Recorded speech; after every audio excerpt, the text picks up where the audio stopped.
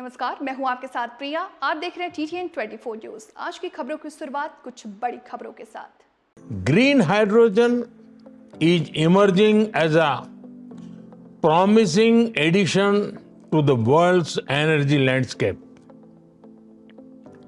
It can help in decarbonizing industries that are difficult to electrify. Refineries, fertilizers, steel, heavy duty transportation, many such sectors will benefit.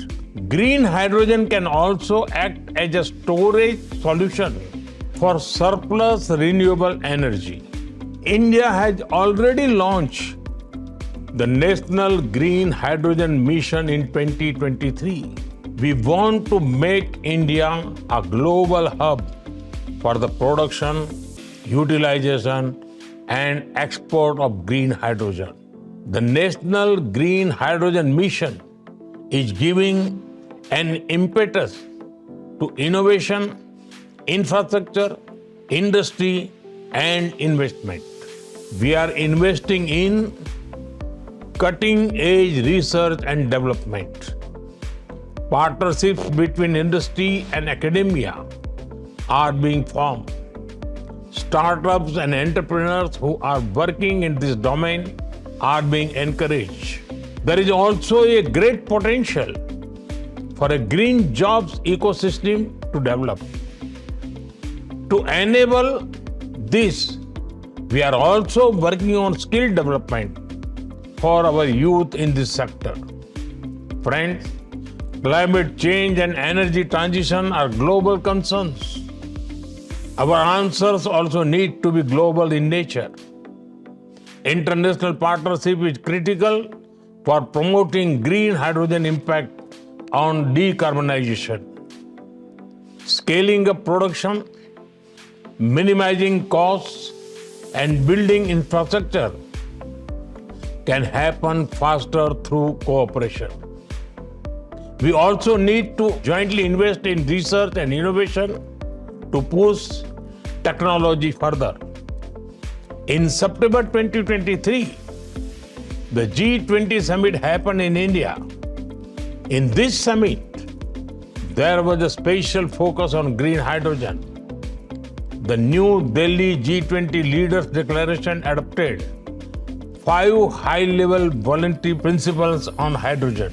These principles are helping us in the creation of a unified roadmap.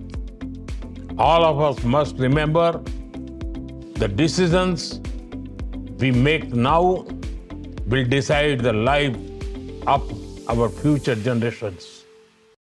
Bharat दुनिया का 8वां देश है जहां global semiconductor industry से जुड़ा ये भव्य आयोजन हो रहा है और मैं कह सकता हूं कि this is the right time to be in India.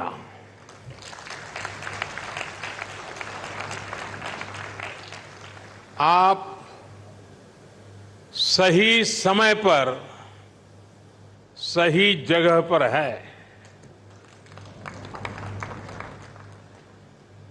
21st century के भारत में the chips are never down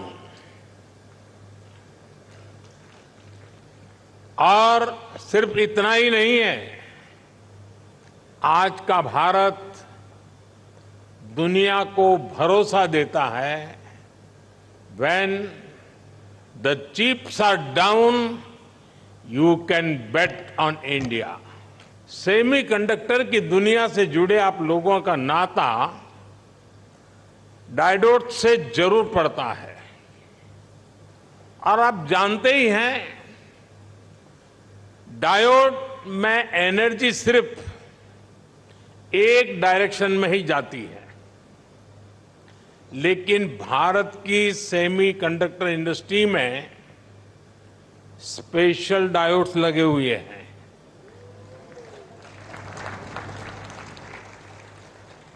यहां हमारी एनर्जी दोनों डायरेक्शन में जाती है।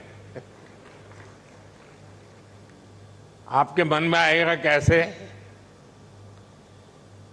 और ये भी बहुत इंटरेस्टिंग है। आप इन्वेस्ट करते हैं और वैल्यू क्रिएट करते हैं, वहीं सरकार आपको स्टेबल पॉलिसीज और ईज ऑफ डूइंग बिजनेस देती है। सेमीकंडक्टर की आपकी इंडस्ट्री इंटीग्रेटेड सर्किट से जुड़ी हुई है। भारत भी आपको एक इंटीग्रेटेड इकोसिस्टम देता है। भारत के डिजाइनर्स, उनके जबरदस्त टैलेंट को तो आप भली भांति जानते हैं। डिजाइनिंग की दुनिया में 20% टैलेंट का योगदान भारत करता है। और इसका निरंतर विस्तार हो रहा है। हम 85,000 टेक्नीशियंस, इंजीनियर्स और R&D एक्सपर्ट्स की सेमी कंडक्टर वर्कफोर्स तैयार कर रहे हैं।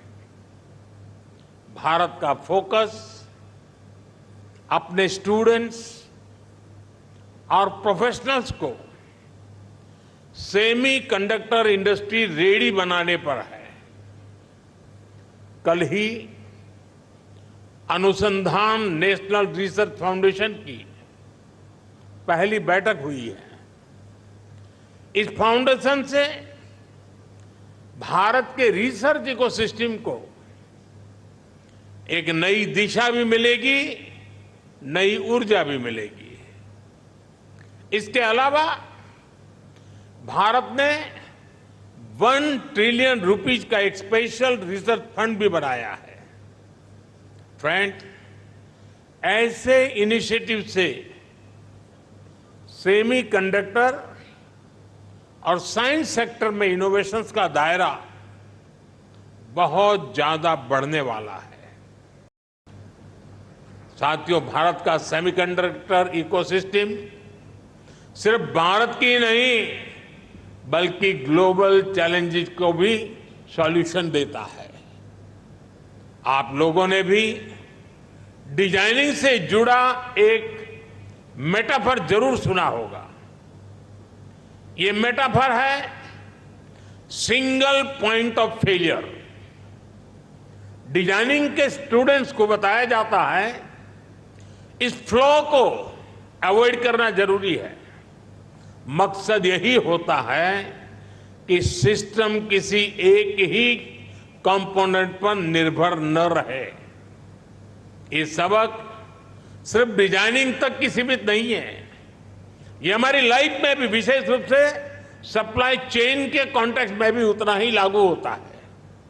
कोविड हो, युद्ध हो, बीते समय में ऐसी कोई इंडस्ट्री नहीं जिसको सप्लाई चेन डिस्ट्रप्शन से नुकसान न हुआ हो। इसलिए सप्लाई चेन का रेजिलियंस बहुत ही जरूरी है। और इसलिए मुझे खुशी है कि भारत अलग अलग सेक्टर्स में रेजिलियंस पैदा करने के लिए मिशन का एक अहम हिस्सा है। और हमें एक और बात याद रखनी है, टेक्नोलॉजी के साथ जब डेमोक्रेटिक वैल्यूज जुड़ जाती हैं तो टेक्नोलॉजी की पॉजिटिव एनर्जी बढ़ जाती है। वही अगर टेक्नोलॉजी से डेमोक्रेटिक वैल्यूज हट जाती हैं तो वही टेक्नोलॉजी घातक बनते देर नहीं लगती। इसलिए चाहे मोबाइल मैन्युफैक्चरिंग हो, इलेक्ट्रॉनिक्स मैन्युफैक्चरिंग हो या सेमीकंडक्टर्स हो, हमारा फोकस एकदम क्लियर है। हम एक ऐसी दुनिया बनाना चाहते हैं जो संकट के समय भी रुके नहीं, ठहरे नहीं, निरंतर चलती रहे। आप भी भारत के इन प्रयासों को मजबूत करेंगे, इसी विश्वास के साथ आप सभी को बहुत बहुत शुभकामनाएं, बहुत बहुत धन्यवाद।